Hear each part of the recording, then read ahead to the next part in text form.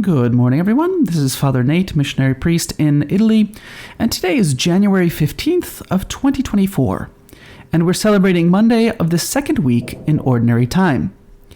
Today's Gospel comes to us from the Gospel according to Mark, chapter 2, verses 18 through 22.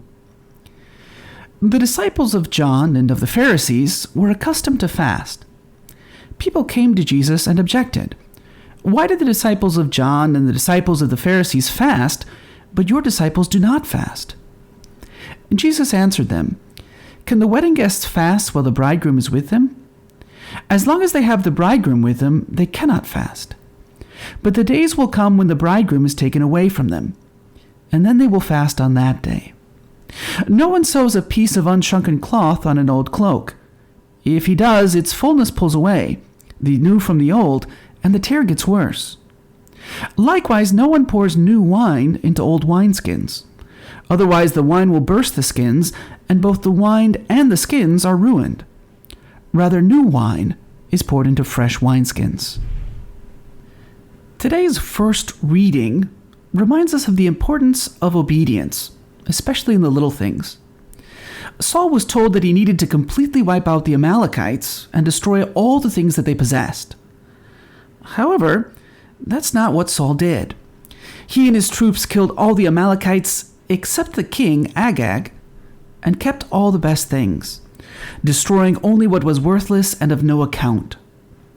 Now the Lord makes known to Samuel that this act of disobedience has cost Saul his crown. And even though Saul kills Agag immediately in front of Samuel, the damage is already done. When Saul is killed in the second book of Samuel, the first chapter, the youth who killed him goes and recounts the king's death to David. David then asks him, Where are you from? He replied, I am the son of a resident alien, an Amalekite.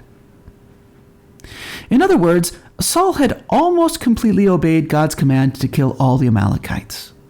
He only left one, the king. But in between the time Saul captured him and delayed in killing him, Agag was able to make sure he wasn't the last of the Amalekites, leaving some children somewhere. And those offspring literally brought about Saul's death.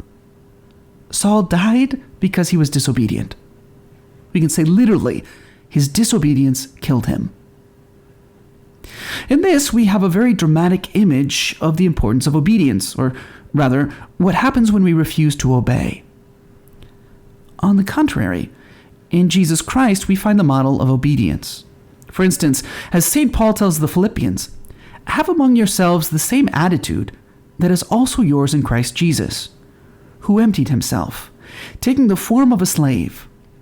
He humbled himself, becoming obedient to death, even death on a cross.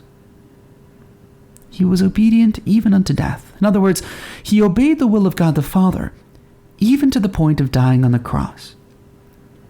In fact, he even tells us that the measure of our love is, in a sense, related to our obedience. If you love me, you will keep my commandments. You will be obedient to what I've commanded you to do. So this leads to a question. Well, how are we obedient to Christ?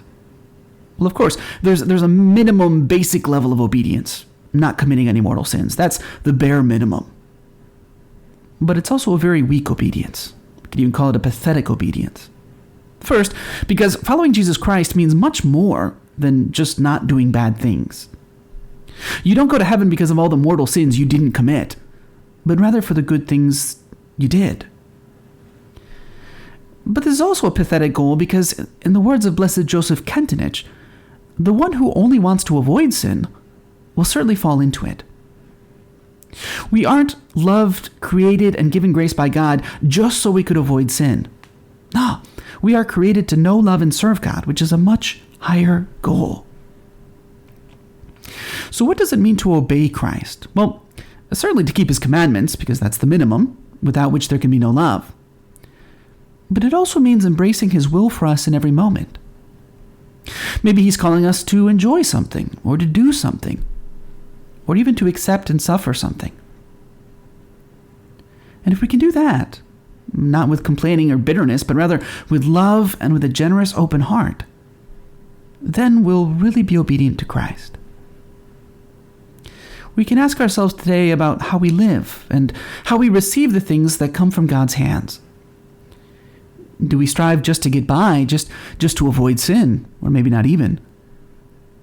Or do we seek to embrace the fullness of life that Christ brings us?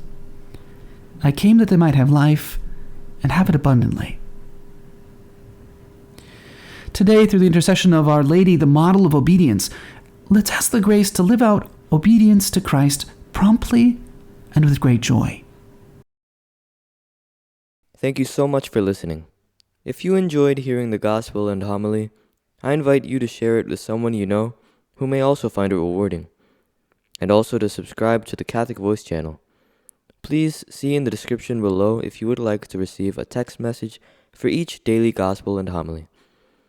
Please also keep our missionary priests throughout the world in your prayers.